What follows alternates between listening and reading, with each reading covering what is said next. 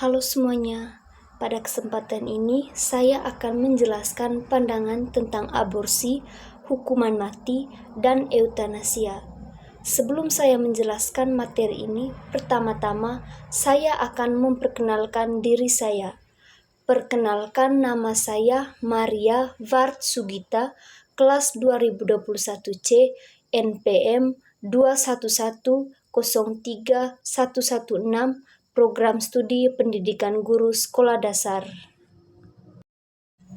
Yang pertama, aborsi. Aborsi adalah sebagai proses penghentian kehamilan sebelum janin dapat hidup mandiri di luar rahim.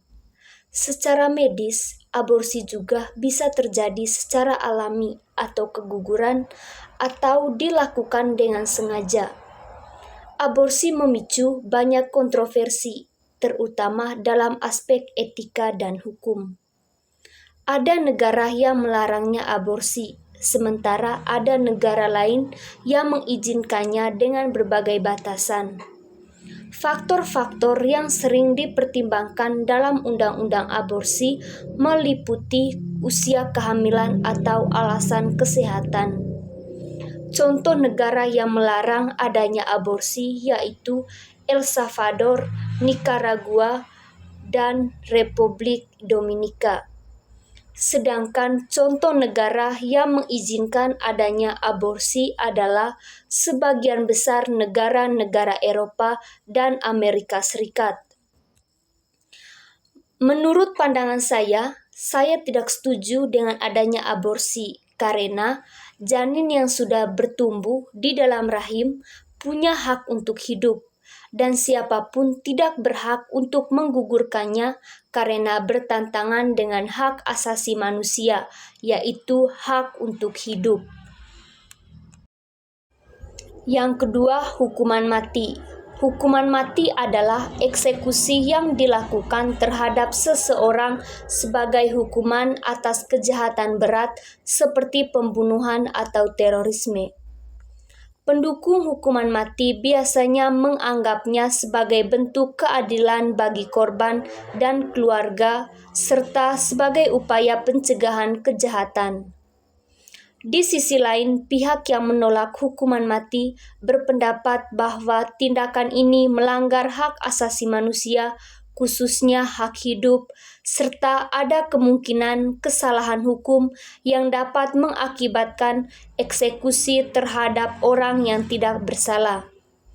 Beberapa negara telah menghapus adanya hukuman mati, sementara negara lain masih menerapkannya dengan ketentuan tertentu. Menurut pandangan saya tentang hukuman mati, saya tidak setuju dengan adanya hukuman mati, karena yang berhak mencabut nyawa manusia hanyalah Yang Maha Kuasa sendiri. Menghilangkan nyawa seseorang lewat hukuman mati merupakan pelanggaran hak asasi manusia.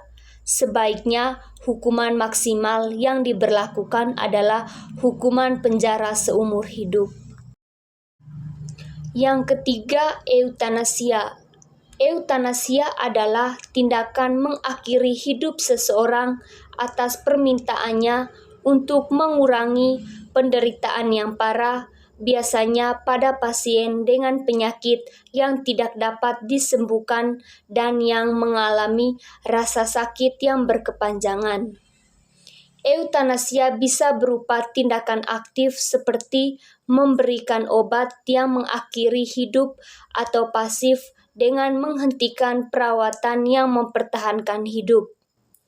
Isu ini menimbulkan dilema etika, di mana pendukungnya melihatnya sebagai hak individu untuk mengakhiri penderitaan dan menentukan nasib hidupnya, sementara yang menentang menganggapnya sebagai tindakan yang merendahkan nilai kehidupan.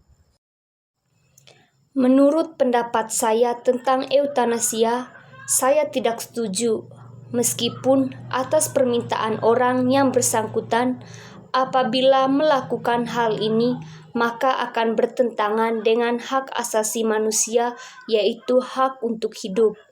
Karena eutanasia sama dengan membunuh secara perlahan-lahan.